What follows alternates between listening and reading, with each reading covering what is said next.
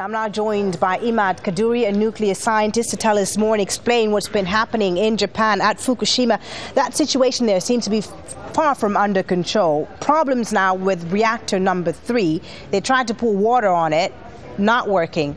Was that the last-ditch effort? Was that it? It was an attempt to test if they can do that, but it is not very effective. It's not very efficient to just drop the water like that on there. Because they had mentioned a few hours ago that this would be a high-risk operation to use helicopters to drop water onto the reactors, and yet they went ahead with it. What does that mean? What does that tell you? They try to really measure how effective it is, and I think they failed to prove it is effective. So now they're thinking of another option.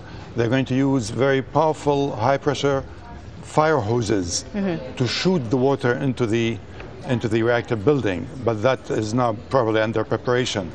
What about boric acid? There's also been talk of pouring boric acid. Would that help at all? Boric acid is simply to absorb the neutrons to avoid any criticality emerging, because if the fuel melts, it reaches perhaps criticality. So the boric acid is there to prevent any neutrons from creating a chain reaction, basically. Okay. Now, we can see on those pictures there, earlier we saw smoke, what looked like smoke anyway, or steam rise above reactor number 4. What is causing that, and how big of a threat is that?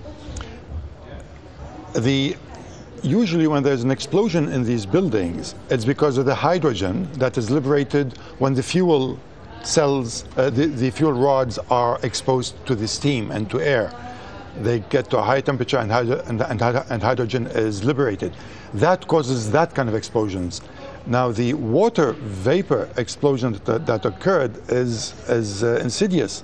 That could be that the actual storage pool where they put the spent fuel, that could be also burning, and the steam is coming straight out from the water in the spent fuel, because the water inside the reactor vessel is still contained within the stainless steel shell.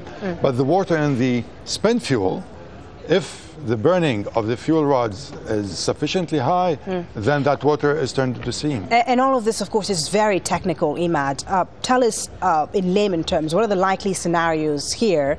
How great is the chance of a complete meltdown at Fukushima, and what would happen in that case? It is already estimated that in plant number 1, 70% of the fuel has melted, and that in plant number 3, 30% has melted. Now, plant number 4 the reactor was empty of fuel. It was all put in the storage pool, the spent fuel pool. Now, but that storage fuel pool burned twice already, but the reactor is empty. Now, a total meltdown is the most likely will be in number 2, because there was an explosion underneath the stainless steel shell, and it could have cracked that stainless steel container from the bottom.